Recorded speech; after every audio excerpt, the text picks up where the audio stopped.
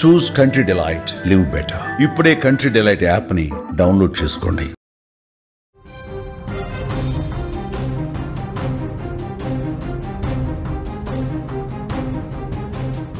సహస్ర హత్య case mystery వీడింది.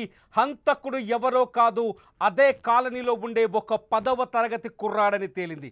పక్కింట్లోనే ఆ కుర్రాడు ఉంటాడని కూడా బయటపడింది. ఇంట్లో 80,000 రూపాయల దొంగతనం కోసం వచ్చి అడ్డుకున్న సహస్రను అత్యంత దారుణంగా చంపేశాడని పోలీసులు కనిపెట్టారు.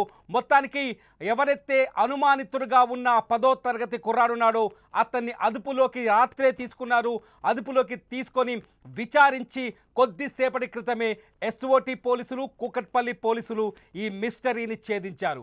5 రోజుల పాటు హంతకుడి కోసం అనేక ప్రాంతాల్ని గాలించారు, అనేక మనుషుల్ని అనుమానించారు, ఇంట్లో ఉన్న వాళ్ళందరినీ విచారించారు. అయితే పక్కింట్లోనే ఈ కుర్రాడు ఉన్నాడని, ఈ 10వ తరగతి కుర్రాడు పక్కింట్లోనే ఉండేవాడని, రెగ్యులర్గా ఈ ఇంటికి వచ్చి వెళ్ళే కుర్రవాడేనని, ఈ ఇంట్లో కనిపించే కుర్రాడే కాబట్టి హంతకుడిని గుర్తించడం ఆలస్యమైందని పోలీసులు చెప్తున్నారు. 10వ తరగతి కుర్రాడు కనీసం కేవలం 15 ఏళ్ల వయసు ఉంటుంది. సహస్రతో పోలిస్తే సరిగ్గా 4-5 ఏళ్ళు పెద్దవాడై ఉంటాడు. ఈ 4-5 ఏళ్ల పెద్దవాడు 80,000 దొంగతనం చేయడం కోసం, సహస్ర ఇంట్లో దొంగతనం చేయడం కోసం వచ్చి అన్యాయంగా చిన్నారిని అత్యంత దారుణంగా వాళ్ళింట్లోనే ఉన్న కత్తితో పొడిచి చంపాడని బయటపడింది. అంతేకాదు ఈ 10వ తరగతి చదివే ఈ కుర్రాడు, అతని పేరు చెప్పడానికి లేదు, మైనర్, అతని పేరు చెప్పడానికి వీల్లేదు. అయితే అతను ఈ దొంగతనం ఎలా చేయాలనే ఒక స్కెచ్ కూడా రాసుకున్నట్టుగా తెలుస్తోంది. ఒక పేజీ మీద, ఒక పేపర్ మీద దొంగతనం, ఆ డబ్బుని ఎలా దొంగతనం చేయాలని ఒక పేజీ మీద ప్లాన్ ఆఫ్ యాక్షన్ రాసుకొని ఆ ప్లాన్ ప్రకారమే ఆ ఇంట్లో చొరబడి దొంగతనానికి ప్రయత్నించాడు. అయితే ఆ ఇంట్లో సహస్ర కూడా ఉంది, ఒక్కతే ఉందనే విషయం తెలియకపోవటం, ఇంట్లోకి చొరబడిన తర్వాత సహస్ర 11 ఏళ్ల వయసు కాబట్టి సహస్ర అడ్డుకునే ప్రయత్నం చేయడంతో సహస్రని అత్యంత పాశవికంగా 20 సార్లు చచ్చిపోయిందా అని కన్ఫామ్ చేసుకునే వరకు, చనిపోయిందని కన్ఫామ్ చేసుకునే వరకు అత్యంత దారుణంగా పొడిచి చంపినట్టు మొత్తానికి పోలీసులు బయటకు గుట్టును లాగేశారు. అన్యాయంగా ఒక పసిబిడ్డని 80,000 రూపాయల కోసం 10వ తరగతి చదివే ఒక కుర్రాడు ఇంత దారుణానికి ఒడిగడతాడని ఎవ్వరూ ఊహించలేదు. సహస్ర హత్య తర్వాత పోలీసులు దాదాపు 5 బృందాలుగా విడిపోయారు, 5 ప్రాంతాల్లో సంచరించారు. సహస్ర హంతకులను వెతికేందుకు రకరకాల కోణాల్లో విచారణ జరిపారు. ఏదైతే సహస్ర నివాసం ఉంటుందో ఆ ఇంట్లో ఉన్న పురుషులందరినీ తీసుకెళ్ళి విచారించారు. కొన్ని పేర్లను కూడా బయటకు తీసుకొచ్చారు, కొన్ని రకాల కథలు కూడా వెలుగులోకి వచ్చాయి. కానీ ఇవన్నీ అబద్ధాలని, అవాస్తవాలని, కేవలం ఒక 10వ తరగతి చదువుతున్న కుర్రాడు ఈ దారుణానికి ఒడిగట్టాడని చివరికి నిర్ధారణకు వచ్చారు పోలీసులు. సహస్రాన్ని హత్య చేసేందుకు వచ్చిన కుర్రాడు గతంలో కూడా ఈ ఇంటికి పదే వచ్చేవాడని కూడా పోలీసులు స్పష్టత ఇస్తున్నారు, కూకట్పల్లి పోలీసులు. దీంతో ఆ 10వ తరగతి కుర్రాడి ఇంట్లోకి వచ్చి వెళ్ళటాన్ని ఎవరు అనుమానంగా చూడకపోవడం, ఆ కుర్రాడే ఈ హత్య చేసి ఉంటాడని ఎవరు అంచనా వేయకపోవడం, ఆ కుర్రాడి ఇంటికి రెగ్యులర్గా వచ్చేవాడు కావడంతో తెలిసిన వ్యక్తిగా ఇగ్నోర్ చేయటంతో ఈ హత్య కేసు మిస్టరీగా మారింది. కొంతసేపు మిస్టరీగా అంటే హంతకుణ్ణి పట్టుకోవడం అతిపెద్ద సమస్యగా మారింది. కేవలం 10వ తరగతి చదివే ఒక కుర్రాడు ఇంత దారుణానికి ఒడగెడతాడని ఎవ్వరూ అంచనా వేయరు. 10వ తరగతి చదివే ఒక కుర్రాడు ఇంత కిరాతకంగా, ఇంత క్రిమినల్ మెంటాలిటీతో ఉంటాడని, అతని సైకలాజికల్ పరిస్థితి ఏంటని, అతని మానసిక పరిస్థితి ఏంటని ఎవ్వరూ అంచనా కూడా వేయలేదు. సో 10వ తరగతి చదివే ఒక కుర్రాడు ఇంత పకడ్బందీ ప్లాన్ చేసి హత్య చేసి దొరకకుండా తప్పించుకొని తిరుగుతాడని కూడా ఎవరు అంచనా వేయలేదు. బహుశా ఆ ఇంట్లో ఉండేవాళ్ళు కూడా, లేకపోతే ఆ కాలనీలో నివాసం ఉండేవాళ్ళు కూడా ఈ అంచనా వేసి ఉండరు. ఎప్పుడైతే పోలీసులు మఫ్టీలో వచ్చి ఆ బాలుని తీసుకెళ్లారో అప్పటి నుంచి సాధారణ విచారణ అనుకున్నారు. కానీ విచారణలో అసలు విషయం వెలుగులోకి వచ్చినట్టుగా స్పష్టంగా అర్థమవుతోంది. 10వ తరగతి చదివే ఒక కుర్రాడు అన్యాయంగా ఇంత రౌడీలాగా, ఇంత క్రిమినల్ లాగా, పెద్ద పెద్ద పేరు మోసిన దుండగులు కానీ హంతకులు కూడా చేయలేని స్థాయిలో ఒక పకడ్బందీ ప్రకారం ఒక స్కెచ్ వేసుకొని పేపర్ మీద ఈ మర్డర్ స్కెచ్ రాసుకున్నాడు. చెప్తున్నారు అక్కడున్న పోలీసుల నుంచి అందుతున్న సమాచారం ప్రకారం ఏంటంటే అతని మోటివ్ ఏంటంటే ఎవరైతే సహస్ర ఇంట్లో ఉన్న డబ్బును కొట్టేయాలి. సహస్ర ఇంట్లో వాళ్ళ అమ్మ నాన్న ఇద్దరు జాబ్కి వెళ్తారు, పొద్దున్నే ఇంటికి తాళమేసి వెళ్తారు. ఇల్లు పెంట్ హౌస్లో ఉంటుంది కాబట్టి కింది పోర్షన్స్లో ఉండేవాళ్ళు కావచ్చు, ఆ పెంట్ హౌస్ దగ్గరికి వచ్చే వాళ్ళ సంఖ్య చాలా తక్కువగా ఉంటుంది. ఆ సమయంలో ఆ ఇంట్లోకి చొరబడి డబ్బులు కొట్టేయాలన్నది ఆ కుర్రాడి ప్లాన్. ఆ ప్లాన్ని మొత్తం ఒక పేపర్ మీద రాసుకున్నాడని చెప్తున్నారు పోలీసులు.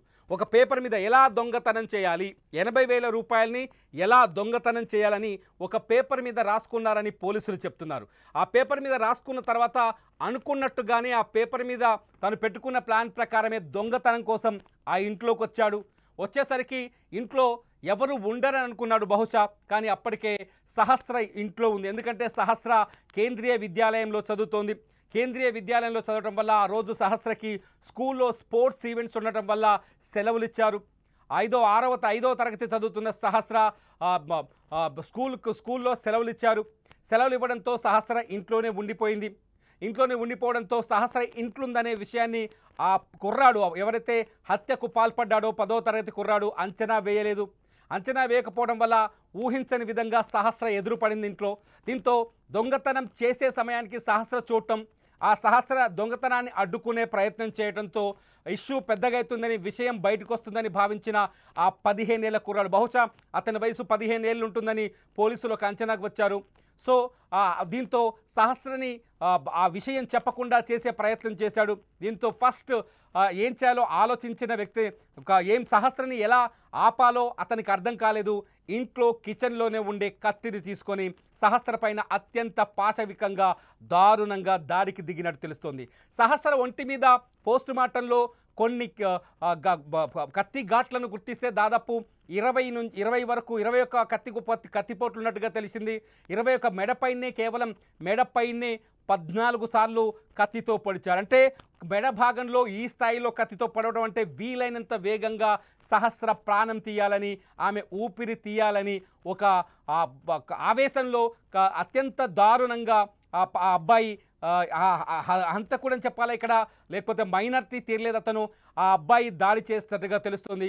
సహస్ర గొంతు మీద 14 సార్లు పొడిచిన తర్వాత అప్పటికీ ఆమె చనిపోలేదని, ఆ బంగారు తల్లి ప్రాణాలు పాపం విలవిలలాడి ఉంటుంది. ఆ సమయంలో ఆ బంగారు తల్లి ప్రాణాలు విడవలేదని మళ్ళీ కడుపులో పొడిచినట్టుగా తెలుస్తుంది.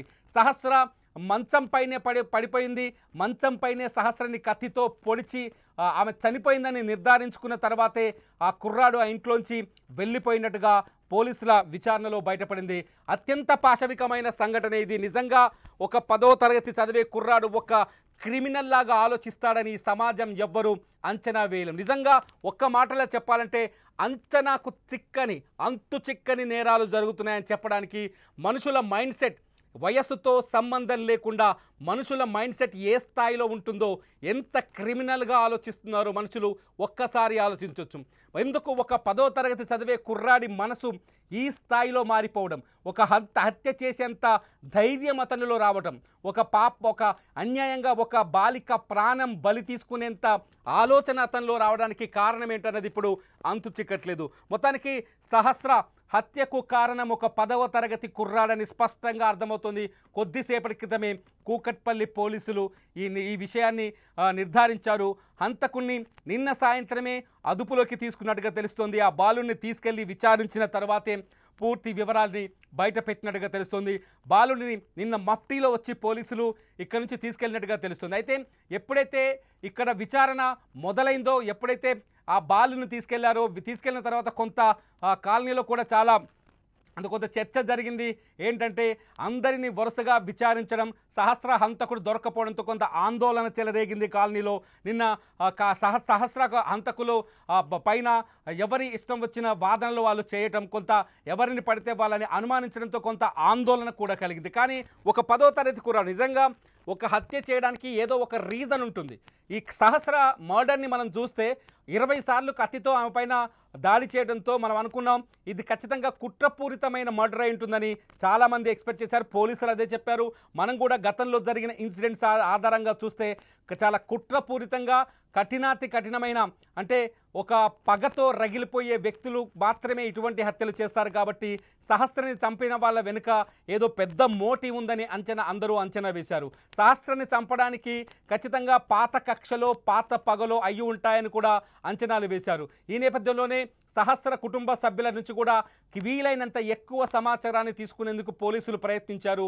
2-3 సార్లు వాళ్ళని స్టేషన్కి పిలిచి వాళ్ళ దగ్గరున్న అనుమానాలు కావచ్చు, వాళ్ళకి కలిగిన అనుమానాలు కావచ్చు, వాళ్ళకి గతంలో ఉన్న విభేదాలు లేకపోతే పాత శత్రువులు కావచ్చు, వీళ్ళందరికీ సంబంధించిన సమాచారాన్ని కూడా తీసుకునే ప్రయత్నం చేశారు. ఆ తర్వాత సహస్ర తల్లిదండ్రిని కూడా విచారించారు. తల్లిదండ్రుల దగ్గర నుంచి కూడా వీలైనంత ఎక్కువ సమాచారం తీసుకునే ప్రయత్నం చేశారు.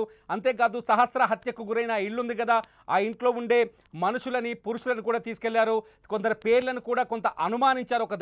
ఒక దశలో కొంత అనుమానించారు. ఆ తర్వాత వారిని విచారించిన తర్వాత ఎటువంటి అనుమానాలు లేవని వాళ్ళని వదిలేశారు. అంటే సాధారణంగా ఆడపిల్లలు ఉన్న వాళ్ళు కానీ తల్లిదండ్రులు కానీ పిల్లలు కలిగిన వ్యక్తులు ఎవరు ఇటువంటి దారుణానికి పాల్పడరు. ఎదుటి వాళ్ళ పిల్లలను అత్యంత దారుణంగా చంపాలనే ఆలోచన ఎవరి మనసులో కానీ మెదడులో కానీ చేతులు రావు. ముందస్తుగా మొదట చంపాలనే ఆలోచన రాదు, దానికి చేతులు కూడా రావు. అవసరమైతే నేరం దొంగతనానికి వచ్చిన వ్యక్తి అయినట్టు దొంగతనం చేసి వెళ్ళిపోయేవాడు. కానీ ఒక 10వ తరగతి కుర్రాడి ఇలా ఆలోచించాడు. ఎలా ఆలోచించాడు? అసలు ఎటుపోతుంది సమాజం అనే ప్రశ్నలు కలుగుతున్నాయి ఇక్కడ. 10th క్లాస్ చదివే కుర్రాడు ఇంత దారుణంగా 10th క్లాస్ చదివే కుర్రాడు 15 ఏళ్ల వయసులో ఇంత దారుణంగా ఆలోచించాడంటే అతని బ్రెయిన్ ఏమనుకోవచ్చు, అతని బ్రెయిన్ ఎలా ఉందనుకోవచ్చు, ఎట్లా ఆలోచించవచ్చు. 10వ తరగతి చదివే కుర్రాడికి డబ్బులు 80,000 రూపాయల అవసరం ఏమొచ్చింది? 80,000 రూపాయలు దొంగతనం చేయాలి, ఆ 80,000ని ఖర్చు పెట్టుకోవాలి. ఆ 80,000ని దొంగతనం ఎలా చేయాలో దానికోసం ఒక పేపర్ మీద స్కెచ్ చేసుకోవడం, ఆ స్కెచ్ ప్రకారమే ఇంట్లోకి చొరబడ్డ తర్వాత ఎదురుపడ్డ సహస్రని అత్యంత దారుణంగా చంపటం. ఒక మనిషిని కత్తితో పొడిస్తే చచ్చిపోతుంది అనే ఆలోచన అతనికి లేదా, లేకపోతే అతనికున్న అవసరం ముందు ఈ హత్య కూడా చాలా చిన్నదిగా కనిపించిందా? 15 ఏళ్ల కుర్రాడికి 80,000 రూపాయల డబ్బుల అవసరం ఏంటి?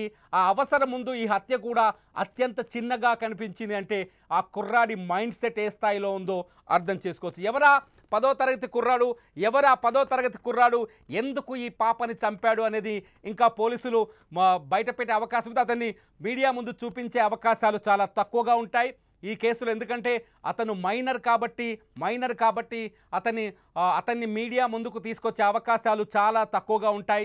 పోలీసులు నిర్ధారణ చేసిన తర్వాత నేరుగా అతన్ని కోర్టులో హాజరుపరిచే అవకాశం ఉంటుంది. అతని కోర్టులో కూడా అత్యంత సీక్రెట్గా విచారించే అవకాశం కనిపిస్తుంది. అంతేకాదు అతను ఇంత దారుణానికి ఒడిగట్టడానికి కారణాలు ఏంటనేది కూడా విచారించే అవకాశం కనిపిస్తుంది. కానీ మొత్తానికి ఆ సహస్ర తల్లిదండ్రులకు తీరని దుఃఖాన్ని మిగిల్చాడు ఆ 10వ తరగతి కుర్రాడు. సహస్రని ఎంతో అల్లారు ముద్దుగా ప్రేమగా పెంచుకున్నారు సహస్ర తల్లి రేణుక, తండ్రి కృష్ణ. వాళ్ళు ఎంతో ఇష్టంగా కష్టపడి వాళ్ళ మదర్ మాట్లాడుతుంటే మనకు అనిపిస్తుంది, నా కూతురు కోసం రూపాయి పోగేసి నేను గవర్నమెంట్ దగ్గర కొన్ని పోస్ట్ ఆఫీస్లో పాలసీలు కడుతున్నాను, నా బంగారు తల్లిని చాలా కాలికి మట్టంటకుండా పెంచాలనుకున్నాను అని ఎంతో బాధతో ఆమె చెబుతున్న మాటలు వింటుంటే గుండె రగిలిపోతుంది, గుండెలోంచి దుఃఖం పొంగుకొస్తుంది. ఆ తల్లి మాటలు విన్న తర్వాత ఆ తల్లి ఆక్రందన చూడొచ్చు, సహస్ర మృతదేహాన్ని చూసి ఆ తల్లి ఏడ్చిన తీరు చూడొచ్చు. కానీ ఇక్కడ చాలా భయపడాల్సిన విషయం ఏంటంటే, ఇక్కడ భయపడాల్సిన విషయం చాలా పెద్దది ఉంది. ఎందుకంటే పిల్లలే ఇక్కడ హత్యకు గురైంది కూడా ఒక అమాయకమైన బాలిక, హత్య చేసింది 15 ఏళ్ల లోపున్న ఒక బాలుడు. అతను మైనర్ కాబట్టి అతని పేరు చెప్పడానికి లేదు, మైనర్ కాబట్టి 10th క్లాస్ స్టూడెంట్ కాబట్టి అతని ఫోటో చూపించడానికి, అతని వివరాలు పూర్తి స్థాయిలో చెప్పడానికి వీలు లేదు, చట్టం దానికి అంగీకరించరు. కానీ ఆ తల్లి ఏడుస్తుంటే వాళ్ళ అమ్మ ఏడుస్తున్నట్టుగా ఆ హత్య చేసిన కుర్రాడికి కనిపించలేదా? రేణుక తన కూతురు కోసం బోరున విలపిస్తుంటే ఆ బాధ ఆ హత్య చేసిన కుర్రాడికి కనిపించలేదా? వాళ్ళ అమ్మ రేణుక ఒకే వయసులో ఉండి ఉంటారు. అటు ఇటు రమారమి. ఈ రేణుక ఎవరైతే ఈ సహస్ర తల్లి రేణుక ఉందో, ఆ రేణుక అట్లాగే హత్య చేసినట్టుగా చెబుతున్న ఆ కుర్రాడి తల్లి ఒకే వయసులో, ఒకే స్థాయిలో, ఒకే ఏజ్లో ఉండుంటారు. ఈ అమ్మ ఎంతో ఆ అమ్మ కూడా అంతే. ఈ అమ్మకు ఎంత దుఃఖం కలుగుతుందో ఆ అమ్మకు కూడా అంతే దుఃఖం కలుగుతుంది. ఈ అమ్మ ఏడుస్తుంటే తన తల్లి ఏడ్చినట్టుగా కుర్రాడు భావించలేదా? అన్యాయంగా తనకంటే కేవలం 3-4 ఏళ్ల వయసు తక్కువ ఉన్న చిన్నారిని చంపాలన్న ఆలోచన తనకి ఎందుకు వచ్చింది? మొదటి నుంచి ఇక్కడ మనం అనుకుంటున్నాం హంతకుడు ఎక్కడో లేదు, ఆ పరిసర ప్రాంతాల్లోనే ఉంటాడని. ఎందుకంటే ఆ బిల్డింగ్లో కూడా ఉండొచ్చు అనే అంచనాలు మొదటి నుంచి ఎందుకు వచ్చాయి? ఎందుకంటే పోలీస్ జాగిలం ఆ బిల్డింగ్ని దాటి 100 మీటర్లు పరిధిని దాటి ఎక్కడికి వెళ్ళలేదు. Reason number 1. Reason number 2 police జాగిలంతో పాటు అక్కడున్న సీసీ కెమెరాల్లో కూడా ఏ హంతకుడు, ఏ వ్యక్తి అనుమానాస్పదంగా కనిపించలేదు. కొంత వాళ్ళ ఫాదర్ ఉదయం చెప్పారు, కొంత సీసీ కెమెరాల్ని మరింత లోతుగా పరిశీలించాలి, ఒక వ్యక్తి గేటు లోపలికి వెళ్ళి బయటకు వస్తున్నట్టుగా అనుమానాలు కలిగాయని వాళ్ళ తండ్రి చెప్పాడు. తండ్రి చెప్పిన నేపథ్యంలో అనుమానాలు కలిగించే విధంగా కొంత విచారణ జరిపించాలన్న ఫాదర్ కోరారు సహస్ర తండ్రి. అయితే సీసీ కెమెరాలో కూడా ఈ బాలుడికి సంబంధించిన ఎటువంటి దృశ్యాలు పూర్తిగా దొరకలేదని, తర్వాత పరిశీలనలో సీసీ కెమెరాలో ఉన్న విజువలే కూడా ఒక కారణమని చెప్తున్నారు. సీసీ కెమెరాలో కనిపించిన ఆ విజువల్ ఆధారంగానే ఈ కేసుని ఛేదించారని చెప్తున్నారు. ఏది ఏమైనా సహస్ర హంతకుడైతే దొరికాడు. 5 రోజులుగా అటు పోలీసులని తిప్పలు పెట్టిన ఈ హంతకుడు సహస్ర తల్లిదండ్రులకు తీరని దుఃఖాన్ని మిగిల్చిన ఈ హంతకుడు దొరికాడు. 10వ తరగతి చదువుతున్న ఒక కుర్రాడు 80,000 కోసం చేసిన చోరీలో అన్యాయంగా బంగారు తల్లి సహస్ర బలైపోయింది.